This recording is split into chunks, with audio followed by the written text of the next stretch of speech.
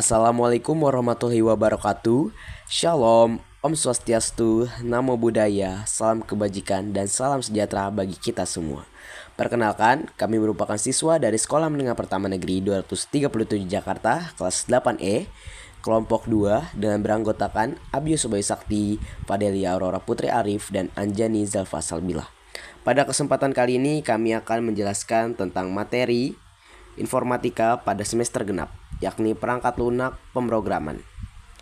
Penjelasan tentang perangkat lunak itu sendiri adalah perangkat lunak atau software adalah sekumpulan instruksi pemrograman atau data yang digunakan untuk mengoperasikan komputer dan menjelaskan tugas tertentu. Perangkat lunak adalah bagian non-fisik dari komputer yang memungkinkan perangkat keras atau hardware untuk berfungsi dan melaksanakan perintah pengguna. Apa itu perangkat lunak pemrograman? Perangkat lunak pemrograman adalah software yang digunakan untuk menerjemahkan instruksi dari bahasa pemrograman ke bahasa mesin. Bahasa mesin merupakan bahasa asli komputer yang ditulis dalam kode biner, yaitu rangkaian angka 0 dan 1. Melalui prosedur tertentu agar dapat diterima dan dibaca komputer umumnya, perangkat lunak ini untuk menerjemahkan, menulis, menguji, dan mengembangkan.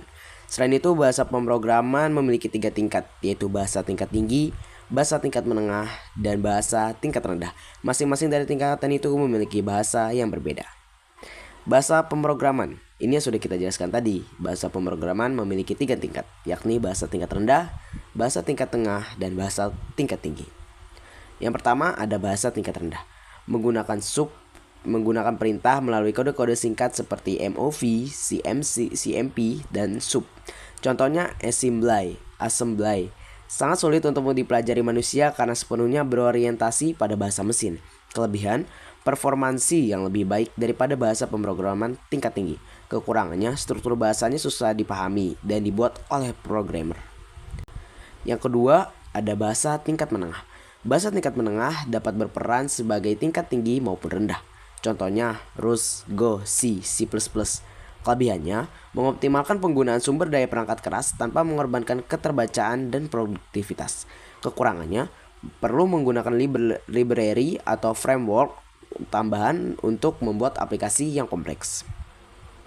Bahasa tingkat tinggi menggunakan instruksi yang berasal dari kata-kata bahasa manusia, contohnya Python, Java, JavaScript, Ruby, Visual Basic, Perl, PHP, and Swift.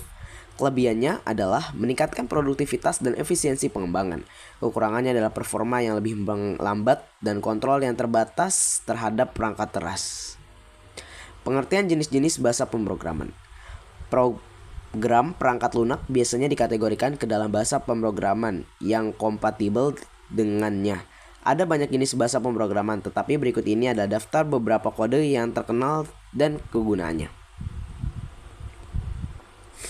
Jenis-jenis bahasa pemrograman dan kegunaannya. JavaScript. JavaScript umumnya digunakan untuk situs web untuk menambahkan elemen interaktif. SQL, Structured Query Language. SQL adalah bahasa query basis data yang memungkinkan situs web mentransfer data dari basis data besar.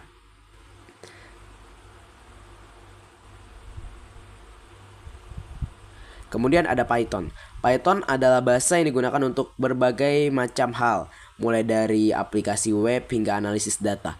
Java biasanya digunakan dalam permainan video dan aplikasi seluler, termasuk aplikasi untuk perangkat Android.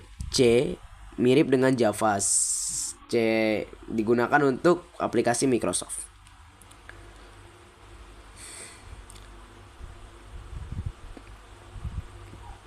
Pengertian perangkat lunak pemrograman. Ada beberapa jenis perangkat lunak yang umum digunakan untuk pemrograman, tergantung pada kebutuhan dan bahasa program yang digunakan.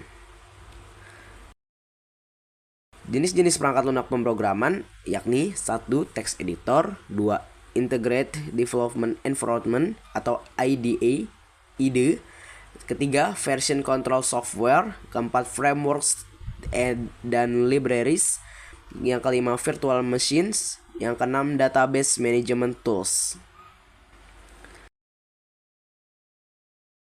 Teks yang pertama ada contoh dari text editor. Yang pertama ada Notepad, ada Sublime Text, dan ada Visual Studio Code. Kemudian ada Integrated Development Environment atau IDE atau IDE. yakni ada NetBeans, Notebook, and Android Studio. Kemudian ada version control software, ada Bitbucket, ada GitLab, dan GitHub. Ada frameworks and libraries, ada Angular, ada Vue, dan Quasar. Kemudian ada virtual machines, yakni VirtualBox. Database management tools, ada Oracle Database, MySQL, MongoDB, SQL Server, MariaDB, and PostgreSQL. Sekian presentasi dari kami, penjelasan tentang perangkat lunak dan pemrograman. Mohon maaf jika terjadi kehambatan atau kesalahan dalam pengucapan dan penyampaian. Kurang lebihnya mohon maaf. Wassalamualaikum warahmatullahi wabarakatuh.